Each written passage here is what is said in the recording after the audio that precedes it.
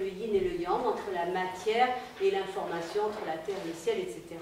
Hein, et donc, Victor a mentionné le Feng Shui, donc on a invité aussi une quinzaine d'exposants qui vont, au cours de la journée de demain, vous présenter tous ces arts énergétiques qui concernent la santé, qui concernent l'alimentation, qui concernent l'habitat, qui concernent l'éducation, qui concernent la fertilité féminine, hein, et puis le son aussi, hein, il y a des exposants qui travaillent avec le son, la voix, les bols tibétains, etc.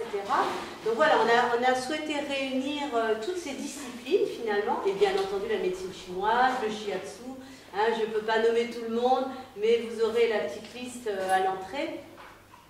Et donc faire rencontrer ces deux grands courants avec le passé, et pour moi la Sibérie quelque part c'est l'avenir, hein, parce qu'ils ont, donc ces peuplades qui étaient très pacifiques ont accueilli à bras ouverts toutes ces connaissances de Chine, et ils les ont enrichis avec justement cette tradition.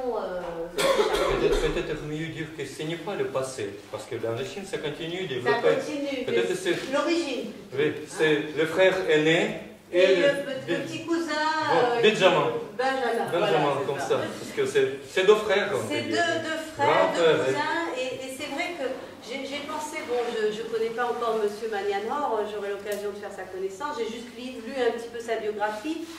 Apparemment, vous êtes arrivé à l'âge de 16 ans en France, vous ne parliez pas français. Oui. Hein, Victor et Marina, on en discutait avant. Ils étaient un peu plus âgés. Ils sont arrivés en France, ils ne parlaient pas un mot de français, ils savaient juste dire « répétez après moi » quand ils faisaient des mouvements. Et donc vous avez adopté quelque part notre pays, enfin, voilà, cette culture. Et à travers le langage, puisqu'on est là, on ne peut communiquer que par le langage, moi je sens ces deux énergies différentes. En chinois, pour dire comment ça va, on dit « ni hao ma », n'est-ce pas? Et en sibérien ou en russe, pour dire « ça va », on dit « хорошо ». Non. Non, on dit pas ça.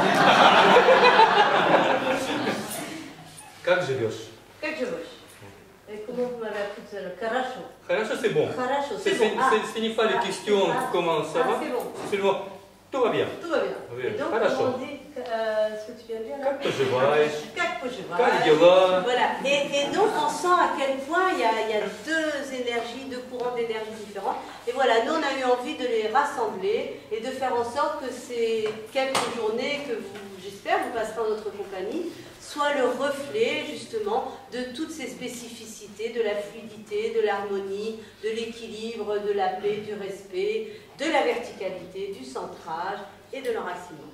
Donc que la fête commence. Merci d'être venu de Lyon, merci d'être venu de vos contrées lointaines et merci à vous d'être venu pour découvrir tous ces arts énergétiques. Voilà.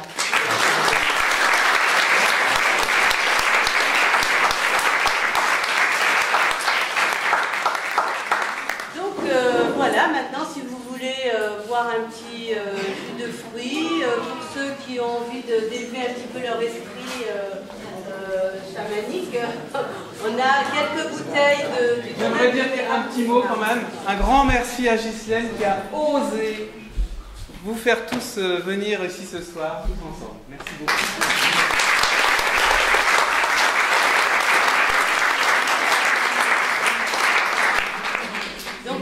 Veulent passer plus à leur nature yang et alléger leur esprit, on a aussi du domaine de Mérac. Mais on a souhaité, dans un premier temps, vous proposer des boissons non alcoolisées pour rester dans l'esprit zen.